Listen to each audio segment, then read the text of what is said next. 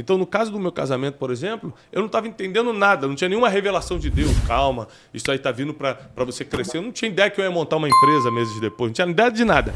Eu só continuei caminhando. Tem vezes que você não entende, mas a palavra é continua caminhando. É só não parar. Vai dar certo.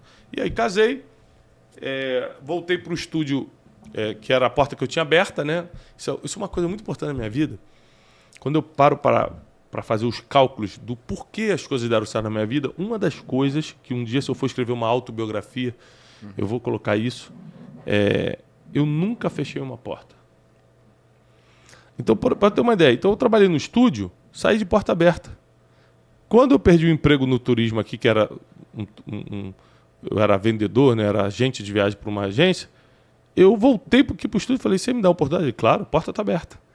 Aí ficava fazendo uns serviços de madrugada, pagar um dinheirinho só para poder botar comida em casa aqui no início do casamento. Janine estudava de dia, ela ainda fazia segundo grau.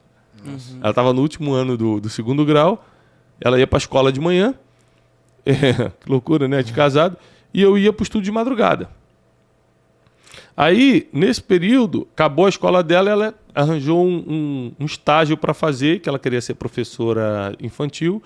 E aí ela fez um estágio num colégio lá no Rio de Janeiro chamado Santa Mônica, ela ganhava R$220 por mês. R$220 por mês dava para fazer nossas compras do mês. Então eu falava assim, ó, com o teu salário você faz a compra do mês e todo o resto da casa eu seguro. Com o que eu ganhava no estúdio, que era tipo 400 e poucos reais também. Não era nada assim, mas dava para pagar. A conta de luz na época era 50, 60 reais. Eu não pagava aluguel porque eu morava de favor numa casa. Então a gente começou a se virar. Passou 6 meses de casado. Olha que coisa interessante como Deus faz, né? Eu fui gravar, eu recebi uma ligação para fazer uma gravação no estúdio. Mas era de pagode. O estúdio gravava gospel, gravava pagode, gravava tudo. MPB, era uma confusão. E aí o Pedrinho, que era o dono do estúdio, um abraço, Pedro, meu amigo até hoje, falou assim, Thiago, você quer pegar uma gravação de pagode hoje à noite? Eu falei, pô, cara, pagode é complicado, não sei o quê, eu era meio religiosão, né, e tal. Aí ele falou assim, cara, mas eu não tenho outra pessoa. Outra coisa, faz isso, se você fizer, eu te dou R$400 à noite. Cara, eu ia ganhar na noite o que eu ganhava no mês. Falei, eu vou fazer. Eu faço. E aí, para conseguir a grana, eu fui. Quando eu cheguei lá, realmente era pagode, mas na verdade era um pessoal, que são meus amigos até hoje, o Marcelo e a Vanessa, que acabaram de se converter. Ela era funkeira, ele era pagodeiro de um morro lá em Vila Isabel, no Rio de Janeiro. E eles tinham acabado de se converter, tipo assim, 2 semanas de crente. E eles tinham já marcado para gravar as coisas que eles iam gravar, pagode, funk, não sei o quê. E no estúdio eles falaram assim, cara, a gente sente que não é mais para gravar isso. E aí eu entendi, cara, eu não tô aqui à toa. E eu fui aconselhando eles. Cara, já que tá pago, por que você não busca uma direção para você ter uma nova letra? Uhum. E tal. Eles acabaram gravando um CD cristão. Que nunca deu certo e tal, mas enfim, o pagode também não ia dar. E aí, cara, você acredita que nesse dia ele falou para mim do nada assim, Marcelo, Thiago, você não tem algum projeto não para que eu possa investir? O cara acabou de me falar que mora num morro, mano, que não tem, que se esforçou para pagar isso aqui. Como é que o cara quer investir em projeto? E por acaso, nunca sai despreparado. A Bíblia diz, o coração do homem pode fazer planos, Provérbio 16, mas a resposta certa vem do Senhor. Se não tiver planos, como é que vai ter resposta? Sabe o que eu tinha na minha bolsa? O projeto. Que quando eu falei, Janine, um dia a gente vai ter nossa empresa, eu montei um projeto. Nome da empresa. O que a empresa vai vender? Quantos colaboradores precisamos? O que dá mais dinheiro dentro do turismo? Eu tinha todo o projeto. Eu tirei da minha bolsa e fiz assim, cara, eu tenho esse projeto aqui, ó. Ele falou assim, você acha que com 60 mil consegue começar um projeto desse? Cara, com 5 eu começava, imagina com 60. Eu falei, claro. Ele falou, cara, você quer? Eu recebi uma herança, que eu nem sabia que tinha direito, de uma casa, de uma avó, e minha parte é 60 mil. Eu ia comprar uns táxis, mas eu vou investir nisso, a gente vira sócio. Meio a meio, você entra com expertise, eu entro com dinheiro. Beleza. Naquela semana, olha só, eu não ia nem gravar nessa noite, eu estava começando a empresa de turismo, que durou até 2014. Nossa. Nos fundos da minha casa, não tinha como alugar em lugar nenhum, abrimos o CNPJ, contratamos um telefone fixo, né, e ficava no telefone, tal. Ele ficou 3 meses de sócio comigo, nunca deu certo a empresa. 3, 4 meses. Aí um dia ele me ligou e falou, cara, esse negócio não tá dando certo não e tal. Eu quero sair da empresa. Tira logo meu nome da empresa e me paga como você puder. Aí eu fui lá, paguei na época R$400 que eu peguei emprestado com meu avô, Valdemar, que já tá na glória, o pai da minha mãe. Falei, vô, preciso de R$400 emprestado para mexer no documento da minha empresa. Mas tu não é empresário? Como é que você precisa de dinheiro? Eu falei, não, sou empresário, mas tem só o CNPJ, não tem dinheiro. Aí meu avô me emprestou esses R$400. Aí fui lá no cartório, tirei o nome dele. E eu tinha que devolver agora 60 mil para ele. Cara, quando ele saiu do negócio, eu comecei a pensar, como eu vou fazer dinheiro? E aí eu falei assim, quer saber? Eu vou começar a ligar para todo mundo que trabalhou comigo no estúdio, as bandas. A importância de manter portas abertas. Comecei a ligar.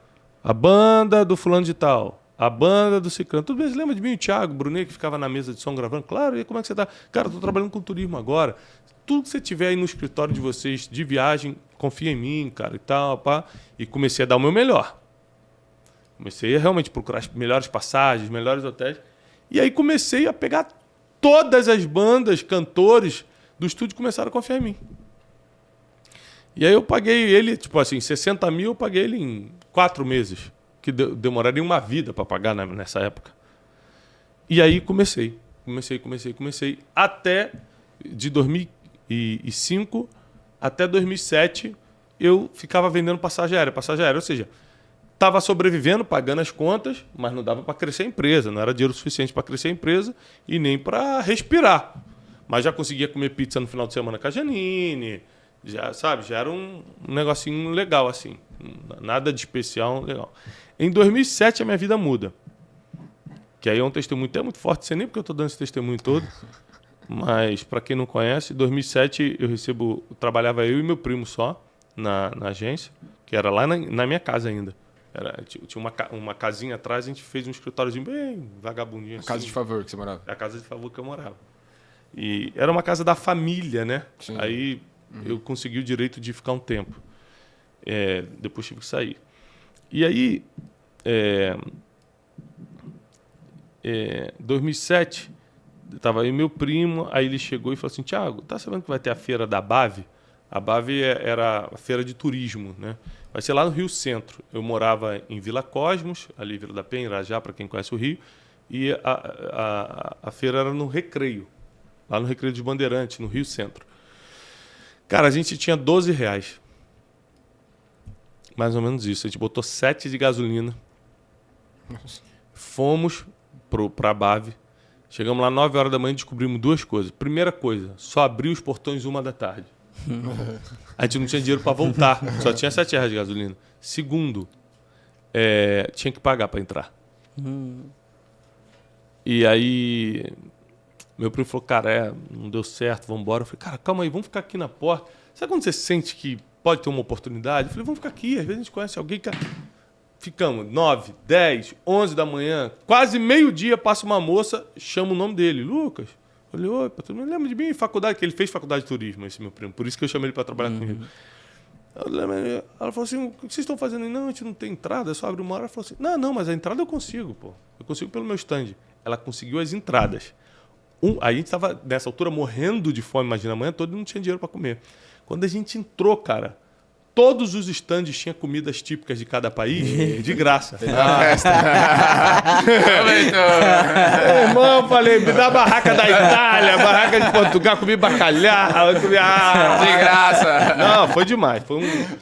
E nesse dia, um homem, eu estava andando pelo corredor, um homem falou assim, tudo bem? Falou comigo em inglês. Eu falei, ok.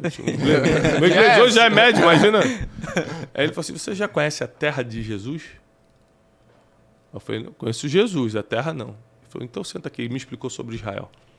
Eu não sei que esse homem viu em mim, meu grande amigo até hoje lá em Israel, foi em 2005, ele falou assim, você quer conhecer Israel para você saber se você tem capacidade de fazer as pessoas conhecerem a terra onde tudo começou? Aí eu falei, quero. Um mês depois, eu estava embarcando para Israel pela primeira vez, com a passagem paga por ele, o hotel, tudo pago por ele, para eu conhecer Israel, para ver se eu teria condições de montar grupo. Ele falou assim, aí eu fui para Israel, aí, meu irmão, apaixonei de vez, eu falei, meu Deus, que coisa incrível. Ele falou assim, tenta nos próximos 12 meses, isso era tipo o mês de julho, tenta nos próximos 12 meses, ou seja, até julho do ano que vem, trazer um grupo para Israel. Com teus conhecimentos nas igrejas, de turismo, tudo isso. Naquele mesmo ano, de julho até dezembro, eu levei 3. Nossa. Aí ele já me chamou para perto e falou, ó, beleza, você tem uma graça especial, você consegue fazer.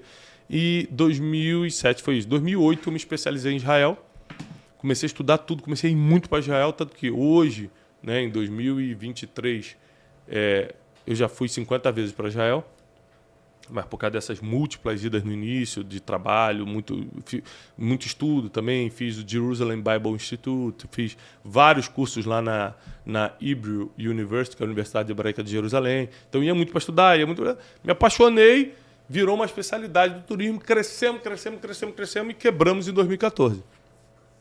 E aí eu tive o meu grande recomeço. Então eu tive vários recomeços, cara. O recomeço de sair da música e começar no turismo como funcionário. Depois o recomeço de começar como empresário. Depois de quebrar e recomeçar no mundo da educação. Eu sei de uma coisa. Recomeçar só é difícil se você não tem fé em Deus e se você não está escutando as pessoas certas.